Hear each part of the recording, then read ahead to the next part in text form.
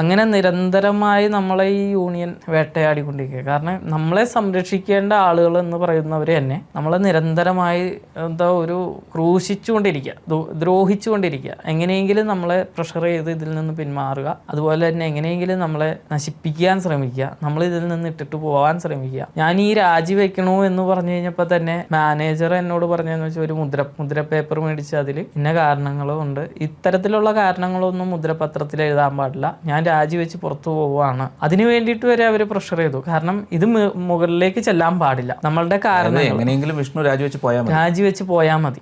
കടലാസിൽ എഴുതി പേപ്പർ എഴുതി തരാൻ പറഞ്ഞ് നമ്മളെ പ്രഷർ ചെയ്ത ആളാ മാനേജർ. അവര് പിന്നീടാണ് നമ്മളോട് നമ്മളുടെ ഒരു സ്വാധീനം കൊണ്ട് പലരും നമ്മളോട് പറഞ്ഞു അങ്ങനെ മുദ്രപത്രത്തിലൊന്നും എഴുതി കൊടുക്കാൻ പാടില്ല, എഴുതി കൊടുക്കണമെങ്കിൽ അത് DC നമ്മുടെ അപ്പോയിൻമെന്റ് അതോറിറ്റിയായ DC ദേവസ്വം കമ്മീഷണറുടെ അനുവാദം പ്രകാരം വേണം. നമ്മൾ ഇത്തരം കാരണത്താലാണ് ദേവസ്വത്തിൽ നിന്ന് ഇറങ്ങി പോകുന്നതെന്ന് നമ്മൾ വ്യക്തമായിട്ട് എഴുതി നമ്മൾ രാജിവെക്കുക എന്ന് വെച്ചാൽ എൻ്റെ മനോവിഷമം അറിഞ്ഞുകൊണ്ടാണ് അവർ പറയണത്. എന്ന് വെച്ചാൽ എനിക്കിതിൽ തുടർന്ന് പോകാൻ പറ്റില്ല. ഞാൻ അത്തരത്തിൽ അവരെയൊക്കെ വിളിച്ച് കരഞ്ഞു. നമ്മൾ കുറച്ച് അടുപ്പമുള്ളവരോടൊക്കെ നമ്മൾ പറഞ്ഞു എന്ന് വെച്ചാൽ രാജിവെക്കാതെ നിവൃത്തിയില്ല. ദേവസ്വത്തിൽ കയറി അന്ന് തുടങ്ങി എനിക്ക് തോന്നുന്നു ഞാൻ രാജിവെച്ച അന്ന് 13-ാം തീയതി വരെ എനിക്ക് സമാധാനമായിട്ട് കിടന്നുറങ്ങാൻ പറ്റില്ല. ഏത് തരത്തിലാണ് നമ്മളെ ദ്രോഹിക്കണേന്ന് പറയാൻ പറ്റില്ല.